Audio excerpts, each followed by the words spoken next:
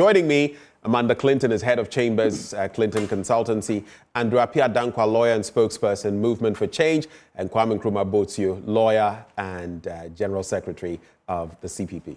Lady, gentlemen, good morning. Good morning, Ben. A day from small for the house inside. I remember, it reminds me of an interesting incident. I get to Afrikiko. You see the traffic light there. If you're coming to where Afrikiko is to your right, and then you take that traffic light and you can turn towards Christ the King and other places. Yeah.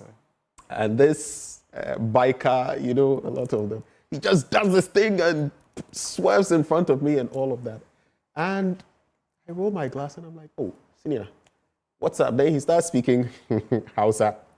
I speak something back to him, and then his jaw literally drops. He's like, he didn't expect, that. It just reminded me of that incident this morning. Charlie, you have to be versatile. No? Yes. Bark when you must bark and meow when you must meow. But thanks for joining the conversation. How are you finding the holiday? It's very relaxing. And, I think there's a positive mood around in spite of everything. It seems we are still united. There's peace in the country. And we are forging ahead as one people. And just like you are somebody... in spite of everything, we are still... Well, what are the things? We'll get into the nitty-gritties where we start. Okay. You know? There are certain things that we need to address. But the Convention People's Party, we are happy about the peace and the prosperity that our Muslim brothers and sisters contribute to this country. We say Baraka da Salah. We also say that Baraka Yaga Kadana Befuzi. Oh, nice. Amanda Clinton.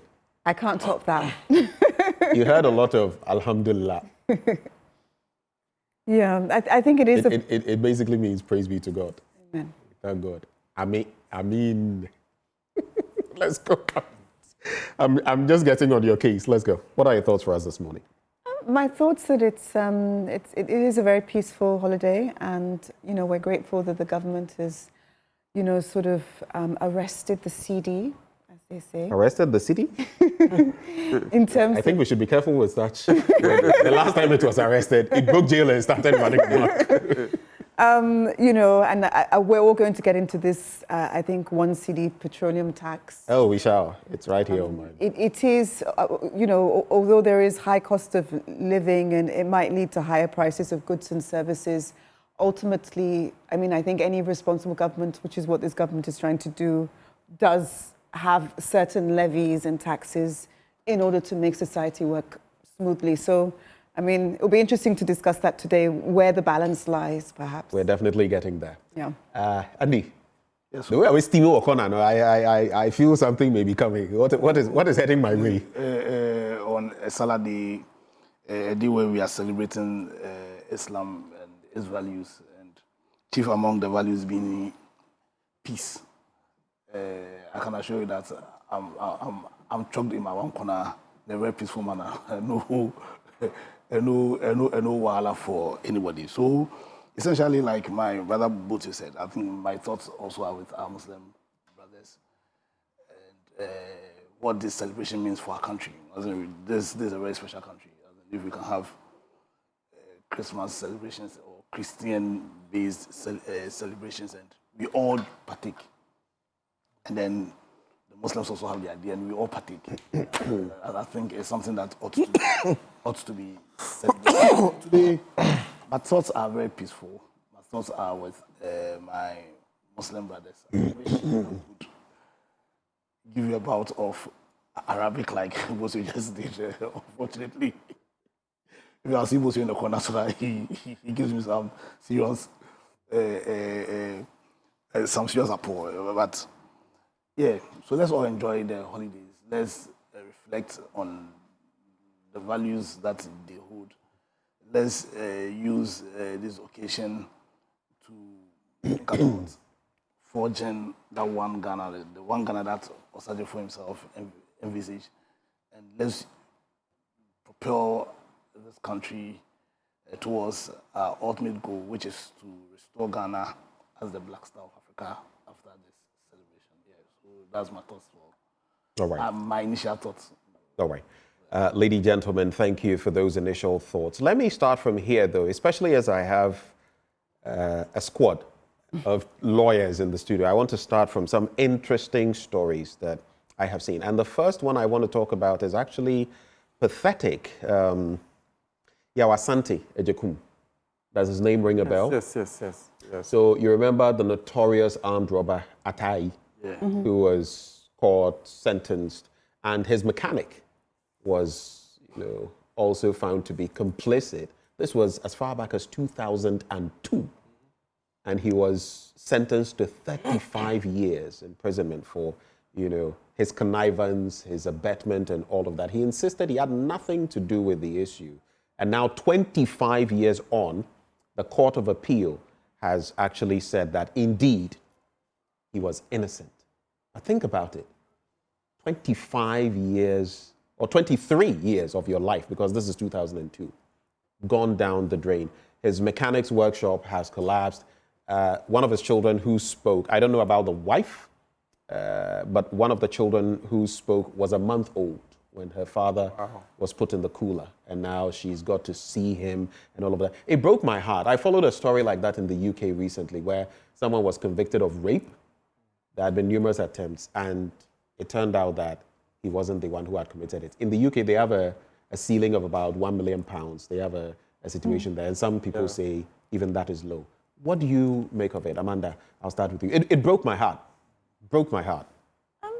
I don't think, like you said, you can't quantify life like that. You can't quantify it in money, in time with one's family. And, the loss of freedom, every day goes like 20 days. Like what we would spend as one day, I'm sure is like 20 days for that one day inside. So one can't compensate. And, as the Constitutional Review Committee, forms, I think they would really have to look into stopping this happening ever again in future, because as someone who was, part of the NAM1 men's gold case on the other side in terms of for the investors, etc., the government is trying, but again, he's still a free man, and, using the law to appeal and to do different things, and most likely he will end up being a free man. I mean, that's the estimation. And so is it that money buys you more freedom or etc.? And it really is, I think, for the Constitutional Review Committee to make sure that this never happens again, and that the appeals can be done faster and to stop something like this happening. But one cannot quantify life like that. And it was at the mercy, I'm sure, of the panel listening, the Court of Appeal panel, that they saw sense in the arguments. But, it is a travesty and something never to be repeated again, I think. Andy, what do you make of this? 23 years of your life just taken from you. How do you even reintegrate? Your work, everything is gone. Some of your relations may have passed. Like, it's mind-blowing, isn't it? And you can also delve into the issue of compensations, because then how much is it is even enough? In fact, and also I'm sure he'll be faced with a huge shock, because the world has changed so much. I remember when we were, as in 2002, we were in tech. Yeah. Between that time, I actually followed this story. Because we're all I read stories about it. The world has changed so much. But I think there's something very critical Amanda said here. I think we need to, about the timing. So this guy was convicted in 2002. And after 23 years, it's not an appeal verdict is coming out as it is. Same facts. Yes, it would be the same facts that But to be fair to the justicial system, even in the US and other jurisdictions, we've seen this UK, we've seen the same thing happen, same facts. And people, the gentleman I spoke about who was convicted of rape, it took him maybe 15 plus years. I could look for the story. Same facts. And they had kept going back to court and saying He didn't do it. Because he didn't give up. Until that happened. So I think we shouldn't compare with the US system because probably in the US, the states courts would initiate it. It would go through a number of courts before it gets probably to the federal. But in our case, from the High Court, it goes to the Court of Appeal. Took 23 years. You understand? And like Amanda again rightly said, how do you compensate for this? Because life really is time. When we were talking about life, really is time. Yeah. And so that when they take your time as in away, like in the manner that's happened to Akomfre, right? How do you compensate? Having said how do you compensate? Some compensation must be made. Some serious compensation must be made to this poor fellow, must be made as in whose life essentially has been wasted. Essentially, because I don't know when he was living, there were no smartphones. I mean, he will come to the shock of social media becoming what it is now. Yeah. The shock of advancements in mobile phones. The shock of Gen Zs. Gen Alpha. No, the shock of Gen Zs. you understand? So, as in, I feel that the state ought to compensate him, and compensate him as in massively. He needs to be compensated massively. I hope his lawyers do all they can to get that compensation for him. As in, I can't say I can't talk about imagination because I can't think about what he's going through or the shocks that he may be facing now. But I think for us, we need to create a system where this thing doesn't happen or the occurrence of these things are limited to the barest minimum. And so the constitutional reform or a general legal reform. Because for me, it's still shocking that it's taken 23 years after his conviction for the verdict of the appeal court. Or from the Court of Appeal. I had a discussion with them about appeal court and Court of Appeal. For the Court of Appeal to come out with their verdict. And I hope that he himself finds a way, because we are talking about all these things, but also he himself, as in the mental side, the social side, he finds a way to find some stability, and because, like I'm saying, beyond the need for compensation, and I think that one, there can't be an argument about that. But the shocks, especially being the extent to which the world has changed for the last 23 years, I don't know how he's going to integrate. But I pray he does. And then once again, I think the state ought to compensate him more than adequately for taking away 23 years of this man's life, because life really is time. And when your time is taken, then it's really your life that has been taken. Now from there, and of course, Yawasante Ejekum and family, Yamamudie, this is not something that, even on your worst enemy, I say I don't have enemies. I don't keep enemies. If you consider me that, I don't keep enemies. But even your worst enemy, you wouldn't wish that upon them. I mean, this is painful. It's painful. I felt it, and we can only pray that he reintegrates properly. But from there, let's look at something else that's also legal. I'm just looking at some of the major stories that are on My Joy Online and also on Joy News. And it has to do with Ken Oforiatta.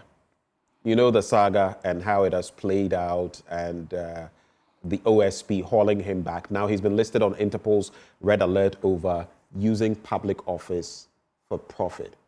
I want to believe all of you have followed the story thoroughly, so I don't need to now, belabor the point. What do you make of the processes? How the OSP is addressing it? How Ken's lawyers, Frank Davies and others are also addressing it? The purported biopsy, Mayo Clinic, and then putting him back on this red notice. I'll start with you there.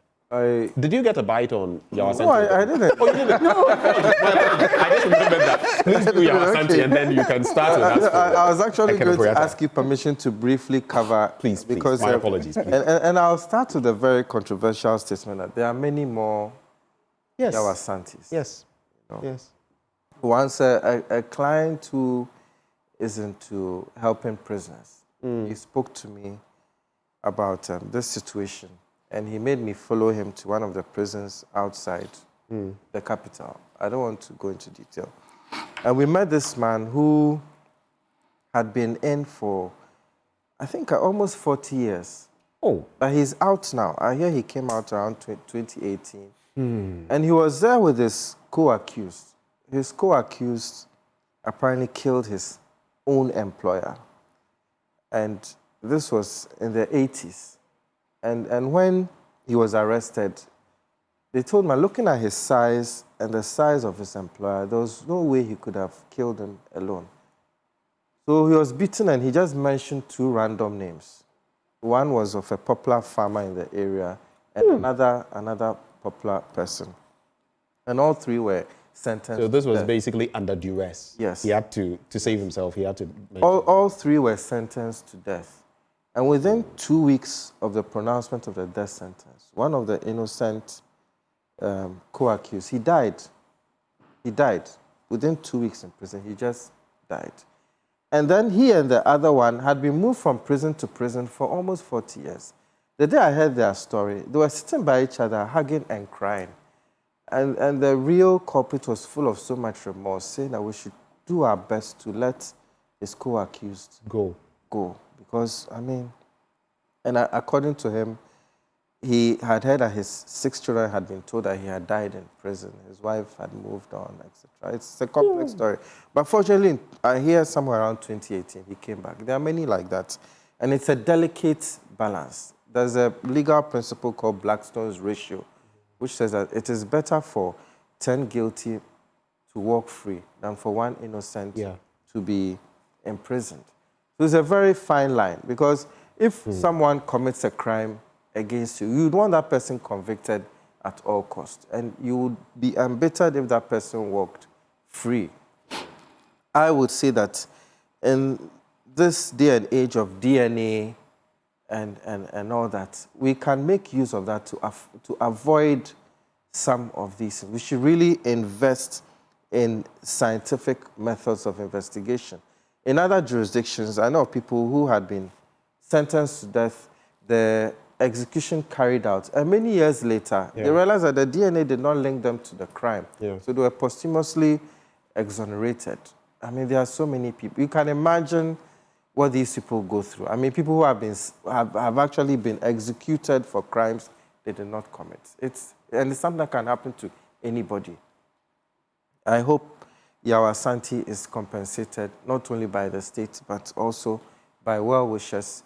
And I hope that the prosecutorial authorities are also, and the police, the investigative authorities are also given adequate resources in order to base their conclusions not only on hearsay or circumstantial evidence, but actual DNA evidence. Let's go the full haul. And our own appeal court justifiably stated in one case that the job of the prosecution is not to get a conviction at all costs. I'm paraphrasing, but to make sure that justice is done.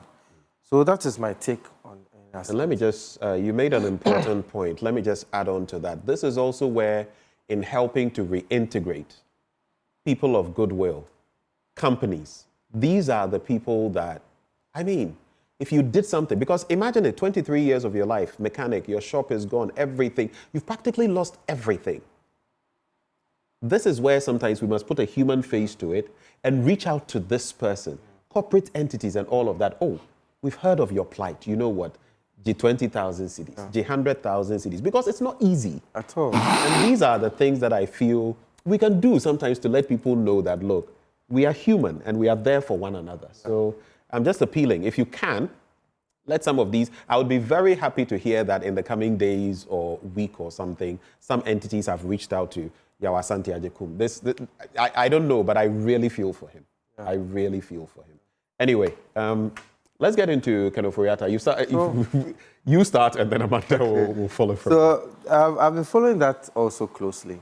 I listened to the OSP's press conference. And as always, I admire his lucid, the way he presents his thoughts. I mean, it's a joy to listen to him.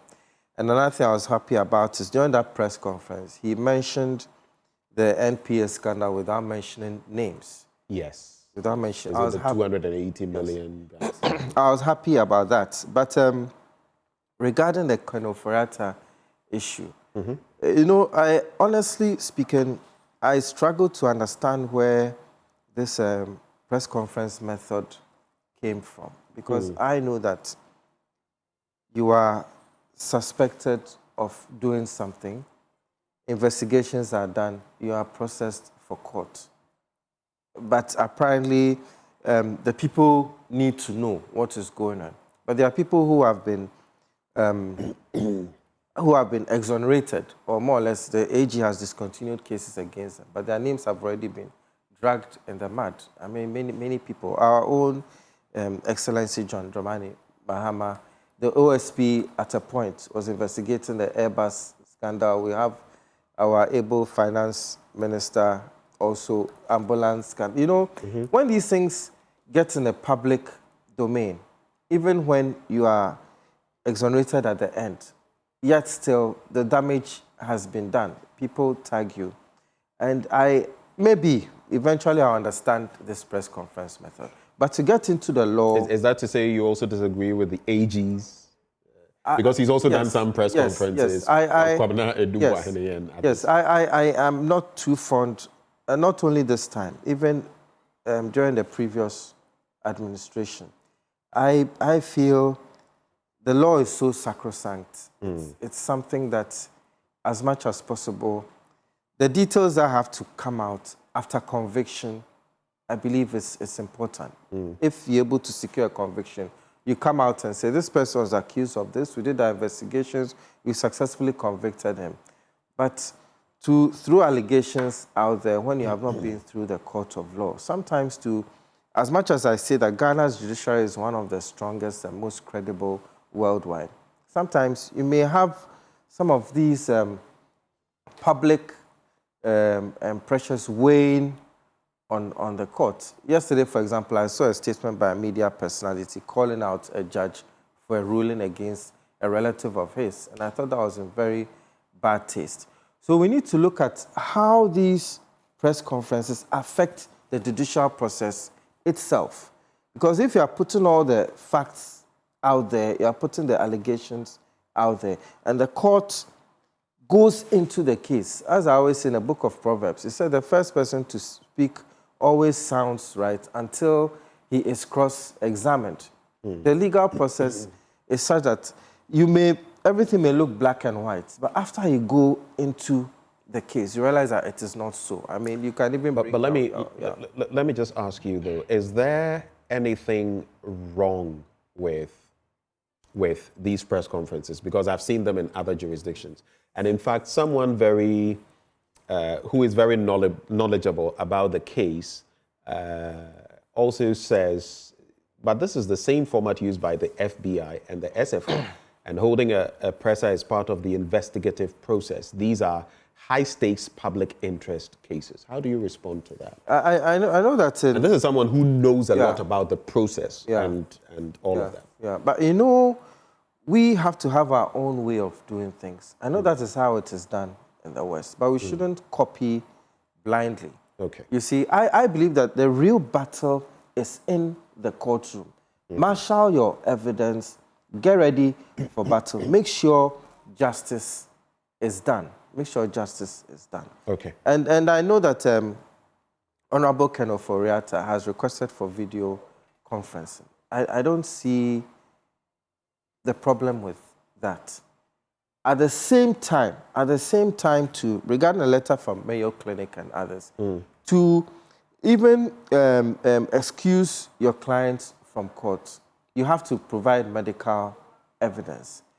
From what I have seen, the biopsy report, it's a lab report to say that tissue has been found, which is potentially cancerous. Right. However, that is not a medical report that says that this patient is not well enough to travel. This patient is not well enough to attend court. It's a different thing feeling too unwell to attend to these proceedings. And it's a different thing having it certified by a doctor. So as much as I believe that Honorable Ofriata's team means well, they should go the extra mile and then get that doctor. It's very easy to, get. And that's also what the OSP has said, Amanda, that we need a watertight report on the back of which we can also delve into some of the other matters. And I see more comments coming through. There's also this, also from a legal luminary, saying, how do you take a caution statement from video conferencing when he has not been arrested? Can you arrest on the internet? On the sickness bit, of course, those other dynamics also come to play. What is your take on how this case has been handled? Yes, we're all aware that public awareness is important for corruption cases, and it's practically one of the OSP's mandate that the public knows what's going on in the efforts and accountability. And let me just say this: it didn't start with Ken Ofri-Atta from No, Ken it didn't. I think Damwa. I mean, all these people, Cecilia Dapa, and it's always been like this. Yes, yeah. but that leads nicely to my point of, and what you were just saying, political polarization. You see what I mean? There is a fine line between holding a press conference in order to enlighten the public as to efforts to move a corruption case forward with no emotion, etc., but there is, and when we see it play out in the world in terms of the UK, US, etc., there isn't this hugely political side too much. I mean, I think Trump is going to get into that territory soon, but in the past, there hasn't been that much of this political thing. And the danger the Office of the Special Prosecutor faces, for instance, issuing a red notice, absolutely, Interpol, notification of red notice is appropriate in these circumstances.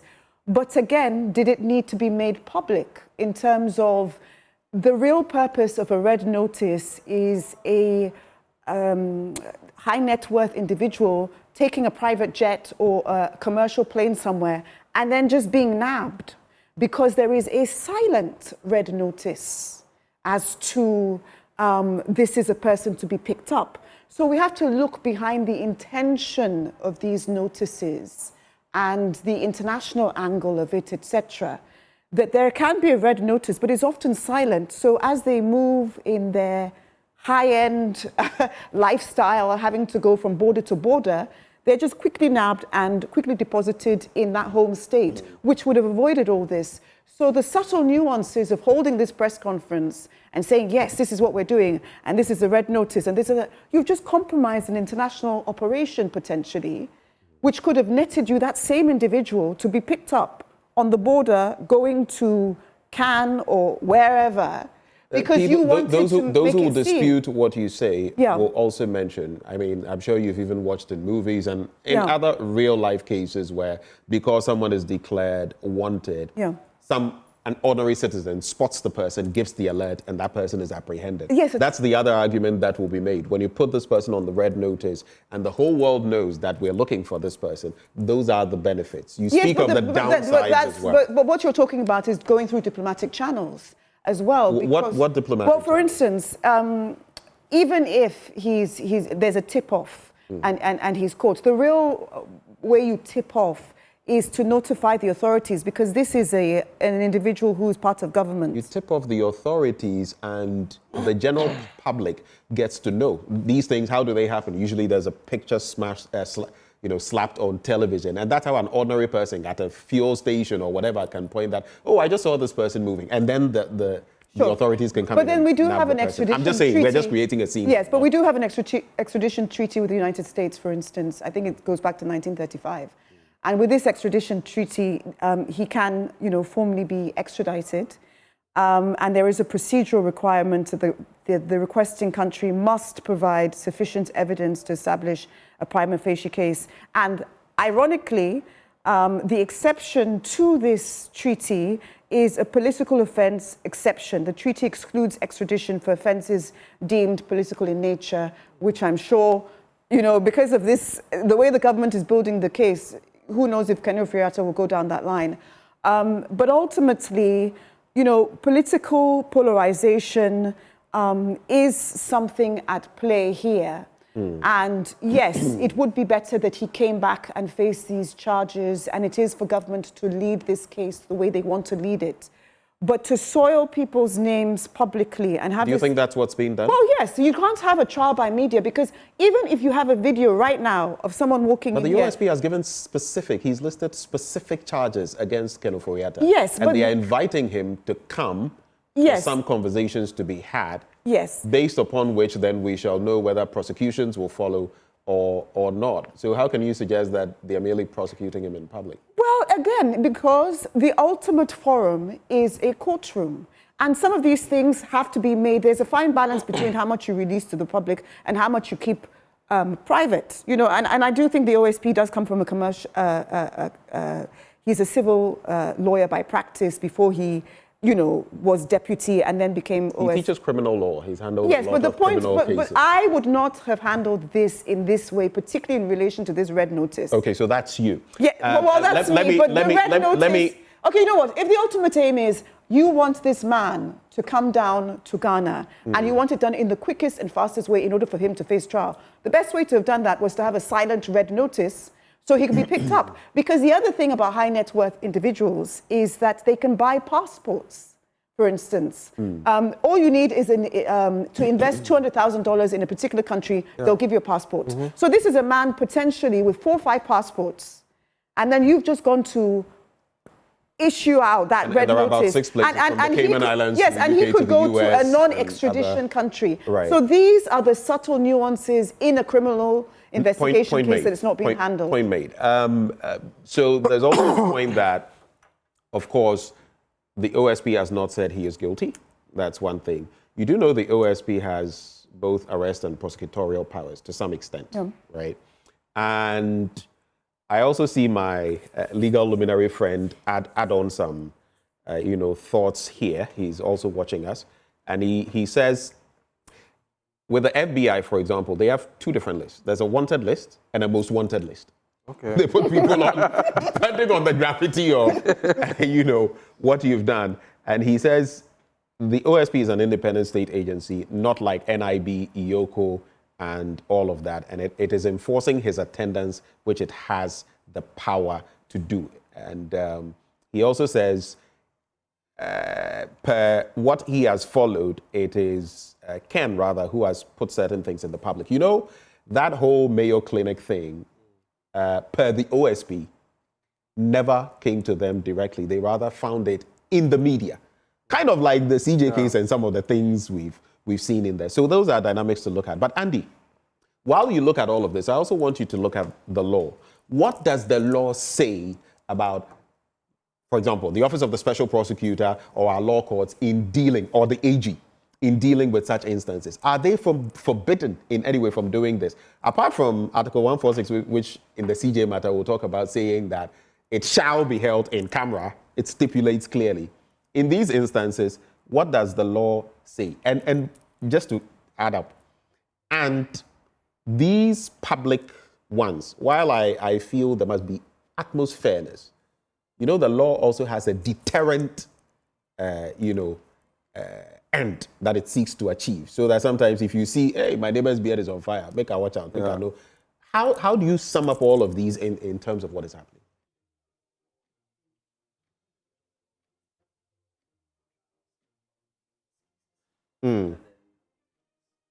Specific cases where the court law itself says all trials are public. Anybody at all can walk into court. The courtroom. Yeah. So and observe. Yeah. 2, the judges, where do they get their powers to even be judges in the first place to prosecute, or this whole justice business?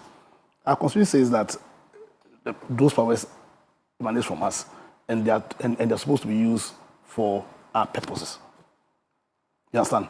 Also, we have a constitution that says that it is premised under the principles of probity and accountability. You understand? And so when you put all these... In fact, transparency.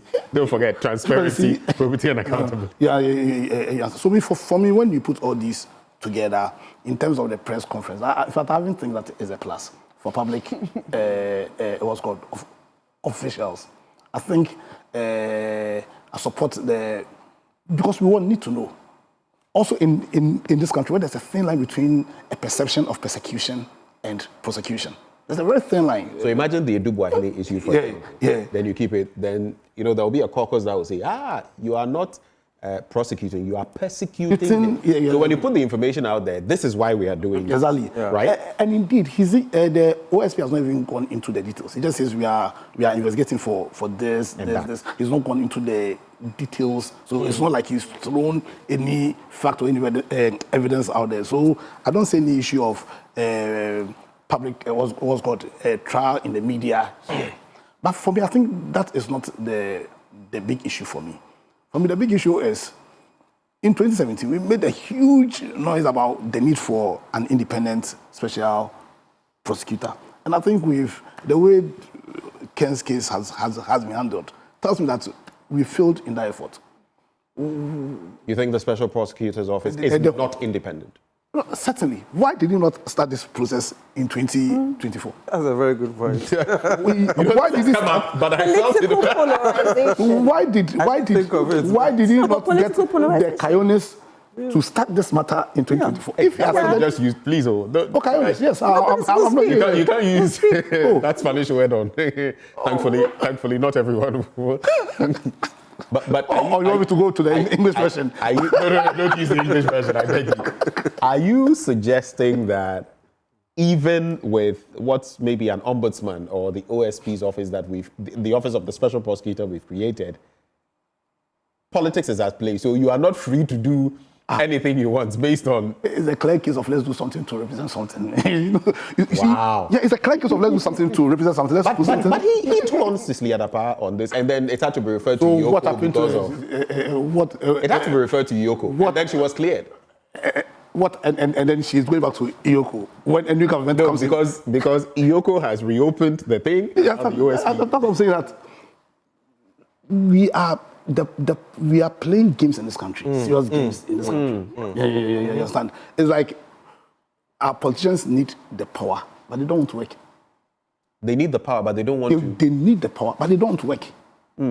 No commitment, absolutely no commitment. And I'll delve into the lack of commitment issue further when we go to this energy sector levy thing. Yeah, because if indeed, let's look at even the law that created the OSP. Because for all intents and purposes, an argument, and I believe that the proper person who has the authority to initiate all criminal actions is the AG, not the OSP. If indeed they wanted to create a body that was independent, then they needed to have amended the constitution.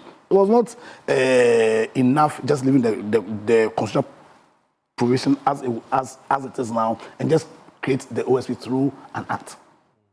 You understand? Yeah. Because would the AG be acting unconstitutionally if he asks the OSP to hand over Ken's case to him?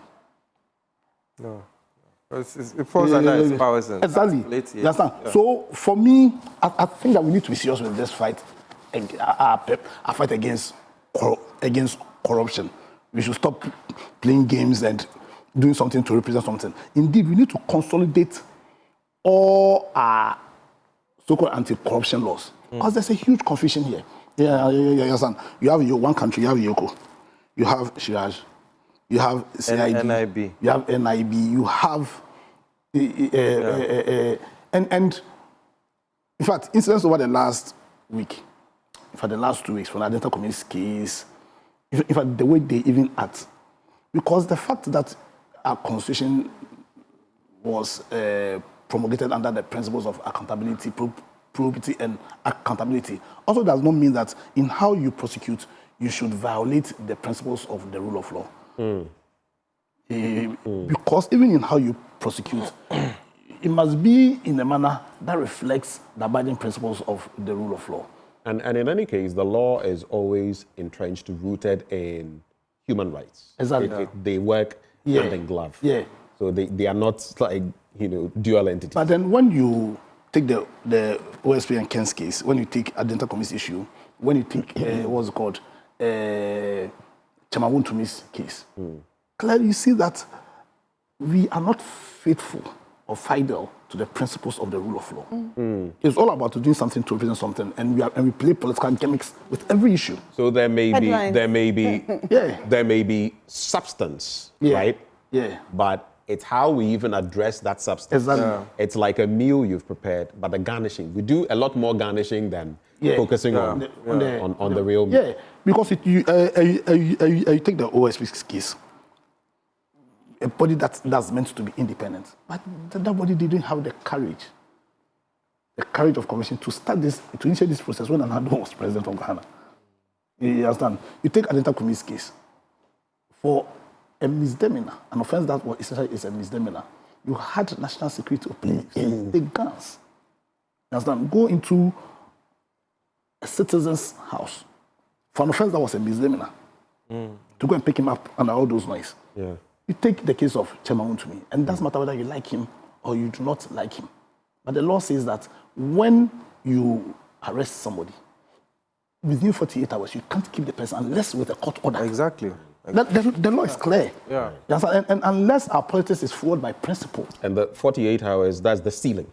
Yeah. That's the ceiling point. Yeah. You can actually keep the person for less. For less, exactly. Less than. You understand? And it's not an excuse that for you to say that I give bail, but because the bail is not supposed to be weaponized. You understand? To infringe on the fundamental human right of any Ghanaian. But on the weaponization of bail, that's where the conversation comes in. People talk of Atuesian, over 200 million Ghana cedis. People talk about, and I'm not talking of Cassiel, I'm talking about the former banker. Oh, yeah, Atuesian. Yes. Because this is Atuforsen, but this is Atuesian. Yes. And then there's Woyome.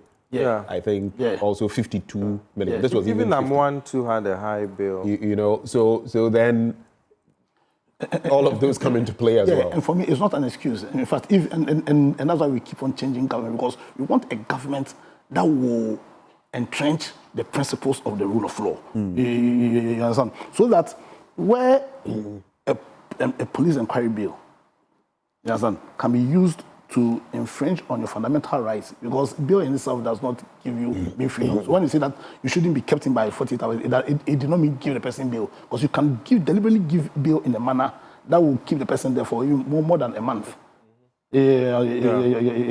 So for me, I think when you take Ken's case, you take all these cases, the real question is, what is the commitment of our politicians and the people of Ghana to the values and principles that underpins our constitution? Okay, so just to cap off this, can we give the OSP some credit though? I know you do know that around 2024, there were 2 impeachment attempts for the OSP. Yes. Including, I believe, the one that leaked and then we were all discussing. I don't want to mention names so that I don't get into any trouble here. And I remember the last time we had a representative from the OSP come here, he also spoke about the fact that even the office is fragile. Because you do know that, per the Act, 2/3 of Parliament could decide to, Remove. set this aside, quash all of this, right? And guess what? We have an administration that has 2/3. 2/3. Yeah. If you add their numbers and you even add, the independents who caucus with them, they literally have 2/3, and they could do that. Yeah. I don't think they will, but it creates a danger. There's been talk about putting this in the Constitution, adding an article on corruption in the Constitution so that this is entrenched in the Constitution. You can virtually not touch it. I wouldn't say literally, because even entrenched clauses and all of that. What is your thinking on that? And to be fair, they did prosecute, like I said, some cases under the MPP administration that you would call political. Who? But I mentioned some of them. But you see, that's what I'm saying. In fact, the biggest example of doing something to represent something is how he handled the Sislada Palmer. But Sislada Palmer was taken out of his hands. It was given to Iyoko. And now it is Iyoko that has re-triggered it, and that's why the OSP is coming back. Who took it from his hands? No, who took it from his hands? Or he willingly gave it? No, but who took it from? No, who took it from his hands? Yeah, no, because you see, this politics of let's do something to represent something needs to end. Otherwise, we won't make any progress as a people. We need to show real commitment, because you see, we keep on mentioning the Constitution, and I don't honestly I honestly don't believe that our problem is the constitution per se. You go to the USA, how many articles do they have in their constitution? The UK do not have a written constitution, but they can tell you that what you are doing is unconstitutional. See, unless and until we show real faithfulness, real fidelity to the values and principles that constitutions are meant to show, then we can put anything at all into the constitution and it won't come to naught. Okay, so let's conclude this conversation and move on. We do know as well that it was referred to Ioko because it bordered on money laundering and other charges. So the OSP completed his bit and then sent it through from there. So now Ioko itself had jurisdiction on the case. Reverend Latte says, in England and Wales, we have only one Crown Prosecution Service. In Ghana, we have AG, Ioko, OSP. Is this not a duplication of effort? And even the whole talk about chipping away at the powers of the Attorney General, which in itself, that office, I believe it has problems. I've always said that we should have a Ministry of Justice. I agree with you on that. And I agree with you. All of that. Then there's this comment. Let me just do these comments quickly. Joy News, please. The Office of the Special Prosecutor is required to provide some form of quarterly update to Ghanaians based on the act that establishes and mandates its operations. I'm not a lawyer, but how exactly is the OSP expected to comply with this requirement? Are citizens not entitled to know how public officials are being held accountable? That's from Emmanuel Buama. There was an interesting one that came through. He says, Francis Duo says, what's this guy's... okay, so let me leave that out. Nobody asked you to be... So what's this guy saying? He's referring to Ken. But nobody asked you to be a politician. Once you come into public space, you no longer have secrets. No, it doesn't mean that you don't have privacy. You don't have a private life just because of that. But let's hold for me, please. I'll come to you. Who hasn't got a bite? All of you have got a bite. I think we... No, you've got a bite, so please.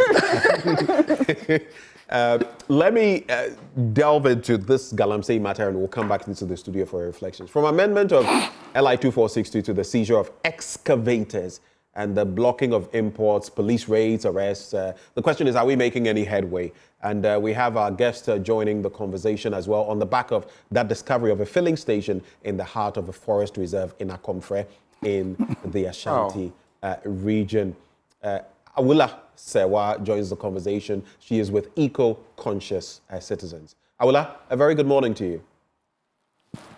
Well, your listeners, thank you for having me. It's always a pleasure having you. How do you react to the fight against Galamsey? The government talks about reclaiming 8 out of 9 forest reserves, so many arrests, excavators seized, and now we find a filling station in the heart of a forest reserve. What's your reaction? Well, my reaction is that, yes, some steps are being taken. We have to be gracious and not act as if nothing is being done. But the problem we face, we're on the verge of a catastrophe. Yes, we've taken a few steps, but is it sufficient? Is it a drop in the ocean? We have asked for a state of emergency. Recently, the Catholic Bishops' Conference have also added their voice. You see, we're on the verge of a catastrophe. So we need to take the bull by its horns now. We cannot afford to dilly-dally. And if I might add, we had asked for the LI 2462 to be revoked, which was a low-hanging fruit. The president had promised whilst in opposition that he would do that. We are in June, it hasn't been done. The communications minister, Honorable Sami Jamfi, promised that when Parliament resumed, this would be done. As far as I'm aware, nothing has been laid before Parliament to revoke, not amend LI 2462. And I have to say that this is quite disappointing because it's a low-hanging fruit and does go to credibility. The explanations that have been given so far, the explanations on some clauses within LI 2462 and how this cannot be, en masse, do they hold any water for you? And how much, we've had this conversation time and again. What do you think you as civil society organizations can do to aid government get to that point of actually repealing LI 2462? Apart from criticizing it, what more can you do? You see, it's not just criticizing. We have explained to the government why it's a bad piece of legislation. And to be fair, the current president himself realizing that's why he said, and I'm sure it was not just politicking, he said that when he came to power, if it hadn't been done, he would revoke it. So the question to be asked should be, why has this not been done? And I go back to Sami Gyamfi. He said that they had looked at all the arguments and had come to the conclusion that LI 2462 had to be revoked and that they would do it immediately they came to power. The recording is there, one can play. So one must ask oneself, why has this not been done? Is it because the current Attorney General was chair of the committee that came up with LI 2462? I do not know. But what we do know, what civil society does know, is that it is a bad piece of legislation, mainly because it virtually allows unfettered access to our forest reserves. In the previous regulations, you could only mine on 2% of production forest reserves. With the LI 2462 as it stands, you have virtually unfettered access to our forest reserves. And all that has been done with the amendment is to remove the authority the president had to allow mining in globally significant biodiversity area. It's a good thing, but it doesn't go to the heart of the matter. We need the whole LI revoked because it's not fit for purpose. And then there are other demands. We have asked for a state of emergency. The Catholic Bishops' Conference has added its voice. Recently, the Academy of Arts and Sciences had a conference. The point was also made. You know, we cannot today go to one forest reserve, find a petrol station there, arrest people, tomorrow run to another forest reserve. The situation is dire, and we need to have robust action being taken. A targeted state of emergency. Ask everybody, leave our forest reserves and water bodies. So when the military comes there and finds you there, there's no excuse whatsoever for what could happen because you were asked to leave and you chose to be there. You make it sound very simple. We know how convoluted, how complicated this situation is. Do we want it to end because we are all at risk? Yes. But you talk about these instances. For example, I was shocked to the marrow of my bones. I'd never heard of a filling station in a forest reserve. Now we know that there's some such thing. I don't know what it will take because Lampoon, I've done that, you've done that. The question is, how does this end? What's the end game? You see, there is an end game. I mean, our contacts within the military have said that. What we need is the political will, no political interference. You see, it's as difficult or as easy as you want it to be. Nobody is saying that we go Rambo style and then one day it's over. No, but you need to have a plan. You know, you talked about being surprised about a filling station in a forest reserve. There was in Wa, a petrol station was being built on Parks and Gardens land. I would say that building it in a forest reserve is merely an escalation. We look at what is happening in our wetlands, in our Ramsar sites. We find buildings on our Ramsar sites. We know how vital and critical Ramsar sites are. So there's a complete break of compliance. Duty bearers fail to enforce laws and regulations, whether we are allergic to enforcement or not, I do not know. But if we decide today that we are going to enlist the armed forces, we're going to declare a state of emergency, there's not going to be any political interference. It doesn't matter where the axe falls, it's going to fall there. Believe me, we can end this matter sooner rather than later. But if we continue as we are, today, this, tomorrow, that, I'm afraid we'll be here until the house burns completely. We are on the verge of a catastrophe. How more seriously can I put it? Our water bodies are being poisoned. Water is life. Our food is being compromised. Our forest reserves are being completely destroyed. And then the existential terrorists are taking over parts of our forest reserves. And we don't want to sink, as I've been saying, like a sport record, to the level of some Latin American countries, where in those cases, the drug cartels control parts of the area. And we are coming to that. We are seeing how the illegal miners had the audacity to try and prevent the duty bearers from arresting some Chinese, or they had arrested them, but from taking away the Chinese, illegal miners. I mean, what kind of situation is this? So we need to act promptly, declare a state of emergency. I believe that our armed forces are up to the task. They are ready for the task. We have professionals who can do this.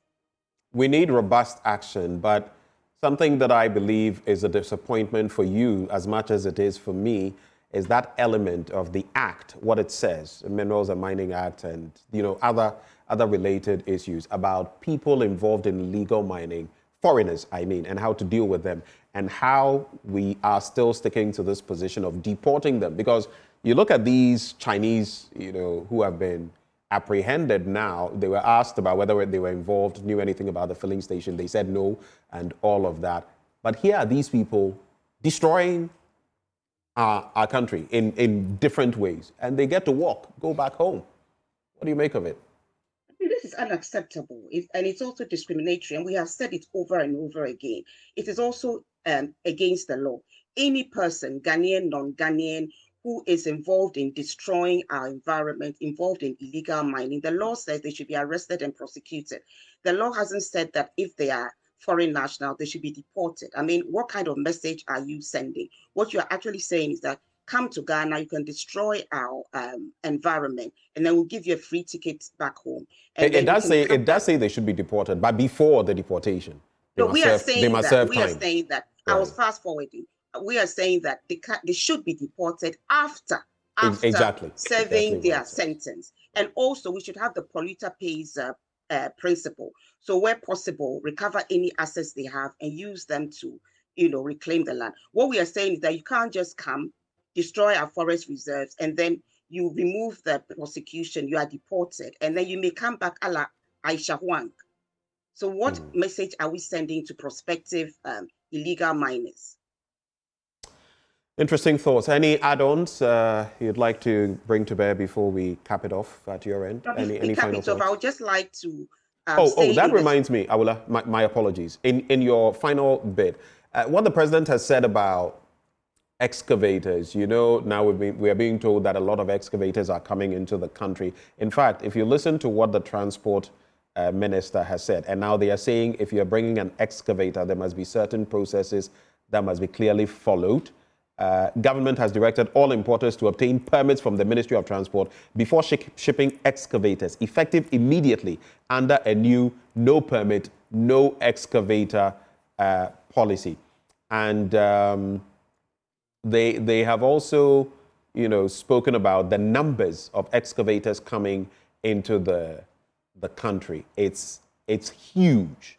I'm just looking for the exact. It's quite a number of excavators that are being. Yes. So he says we receive over 200 excavators daily. That's the transport minister, and he speaks. It's alarming at the Tema port. Any thoughts on that?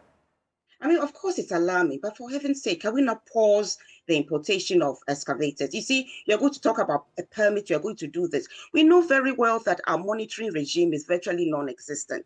Look at small-scale mining. We've issued permits like confetti, and we cannot monitor. So a lot of these small-scale miners, not all of them, a lot of them, what they are doing is illegal mining, and we are unable to monitor. So since our monitoring regime is weak, I would say that for now, pause the importation of excavators. We have too many in the country. Just pause them, because all they'll do is find their way to our forest reserves and destroy the remaining forest reserves we have. I don't see the difficulty in that. Those that are in the country, they have to be tagged so that we know where they are going. You see, there are simple solutions we can take rather than lamenting. I'm tired of lamentations. The lamentations have had their place. We need to take robust action today, because you see, we're reaching the point of no return.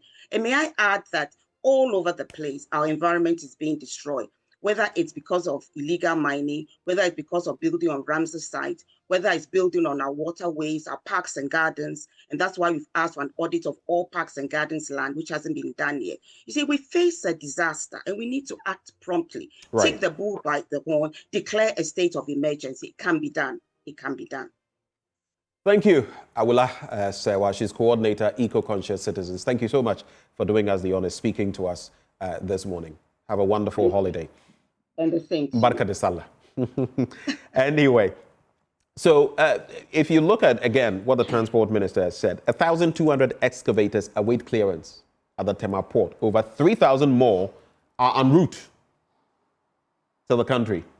1,200 await clearance and they are holding on, and 3,000 more are on their way into the country. Is it for construction or for destruction? that's the question. Let me just add, on the Ramsar site, at least in recent times, we saw that, I think in the Wager area, on the back of the spillage and all of that, structures were pulled down, those that were on the buffers. So something is being done, something I've not seen in a long time, but a lot more action has to be done. Quick reflections on Galamsey. Andy, I will start with you. See, I know what I'm going to say will be a bit unpopular, but it needs to be said. About the huge inflows of excavators coming is because of the gold board. It's because of the gold board? Yes. Okay, how so? Yeah, so you see, see, an argument can be made. See, an argument can be made that really the gold board, beyond anything else, will also fund Galamsey.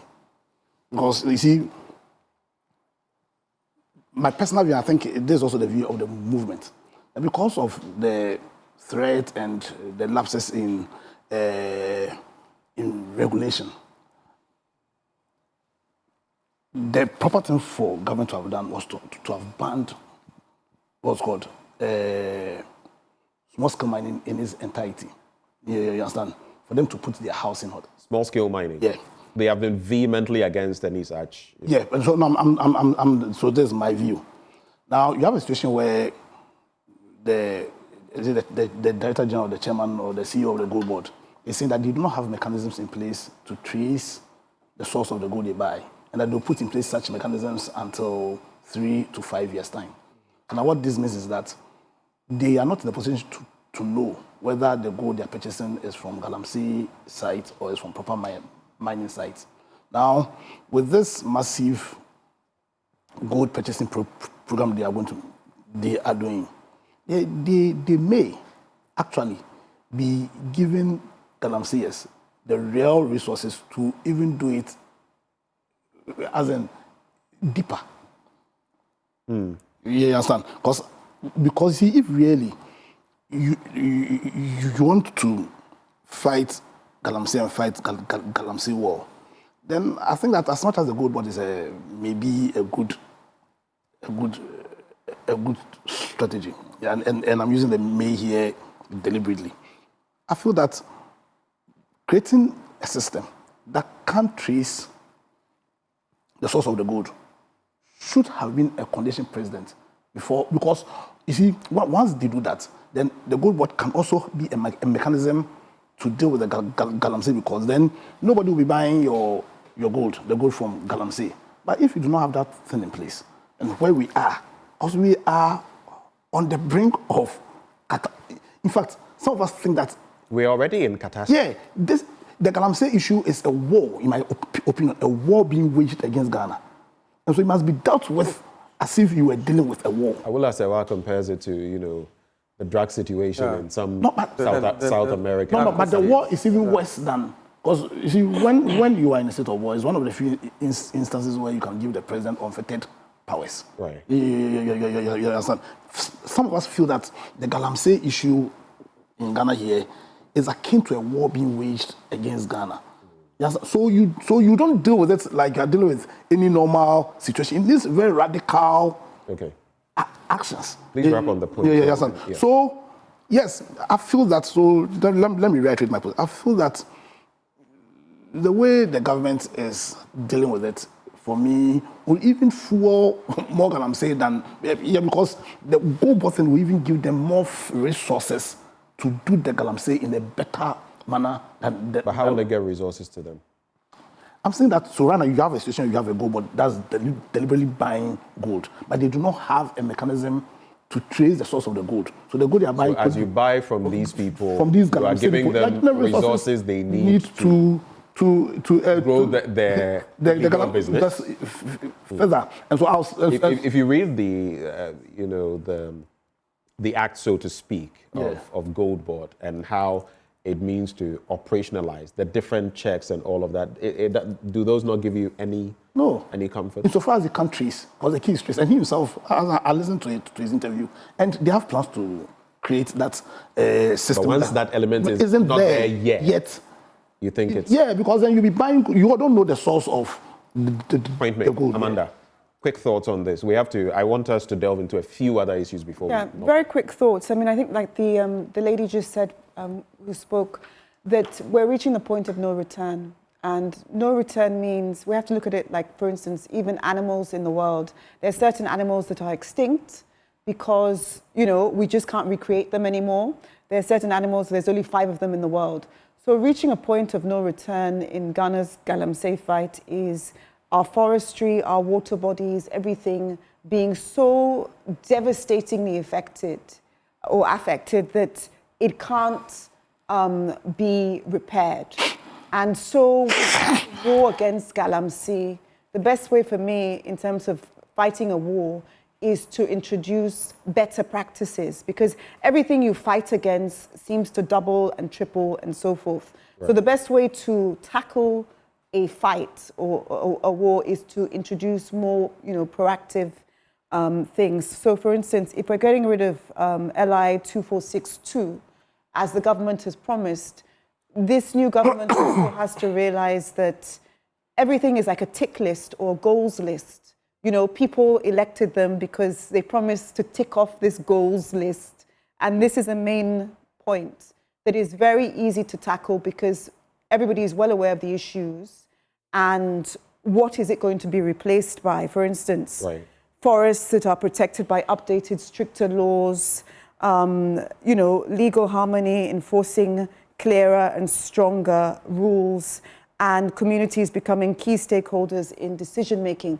This is what needs to be done. And so any government that's going to survive past the next 4 years, all they literally have to do is tick off that list of all the things they said they would do, including with the Galamsey fight, which is a main policy. And before you know it, they could be re-elected. You see what I mean? But you can't, neglect the people who got you there because they really thought you were going to do this. Kwame Nkrumah, quick thoughts. As Sajifo Dr. Kwame Nkrumah said, action without thought is empty. Thought without action is blind. Whichever action we're going to take, it has to work for the long term.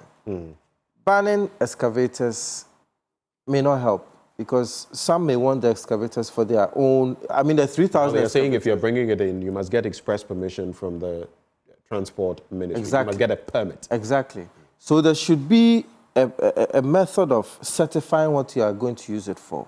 And what we are facing now, it has security implications. We must not forget the Sierra Leone issue and the blood diamonds and all over, which the Kimberley process helped to, sort out. This Kimberley process, one of their fundamental principles was burden sharing of participants. That means it's not only the state or the institutions that were handling it. It was everybody around was involved. There are so many ways that we can stop this Galamsey menace, and one of them is repealing the LI 2642. Once 2462. Once it's still on the books, I don't know how we are going to go ahead with this. And we also need to have a sort of suspension of this small-scale mine, at least for a while, to figure out what to do. Just a suspension. We have just about 2 minutes left. I'll read captions from a number of issues. You can pick only one story to react to. So, June 3 floods. I read, pupils of the Ofankor St. Peter's Anglican School, who, when it rains, they have to study school, in ponds, so to speak. Then the ban on plastic products. The president has spoken about styrofoam. For this one, it's something that we should have, I don't know, but that is also in there. And then gold for oil.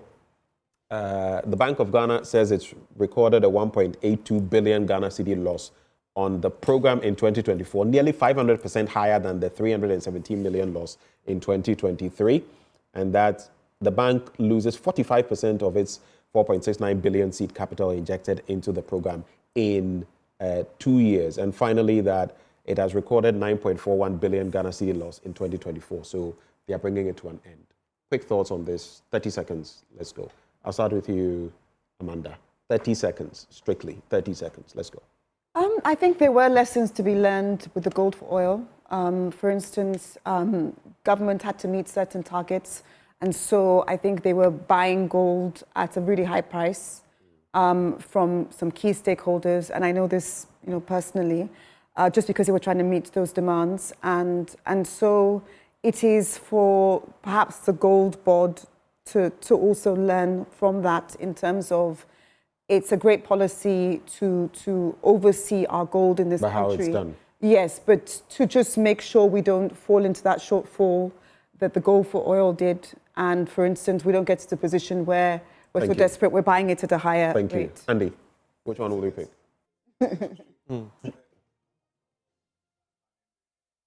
I think he should ask for a total ban of all plastics. Not just All plastics. All plastics, yeah.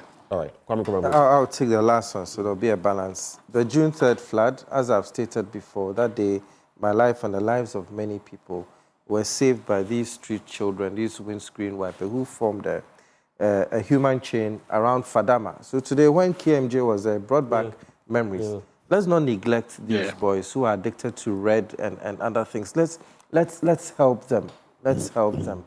And then bring them along. The future of this country is the youth. Let's give them the needed attention. Thank you so much. One issue that we don't have time to get into, the president saying that he will not interfere in corruption-related cases. At some point, we'll get to talk about that. But those who joined us for the conversation, Amanda Clinton, Head of Chambers, Clinton Consultancy, Andrew Apia Dankwa, lawyer and spokesperson, Movement for Change, a.k.a. Abiggy. And Kwame Nkrumah Botio, he's a lawyer and General Secretary with the CPP, a.k.a. Andy, join me, a.k.a. Kobash. Honorable Kobash. Honorable Kobash. We have to give a nickname to Amanda No, so that we can do this properly. I'll find out for you. Thank you so much for joining. Stick and stay. We'll be back with more action on the AM show.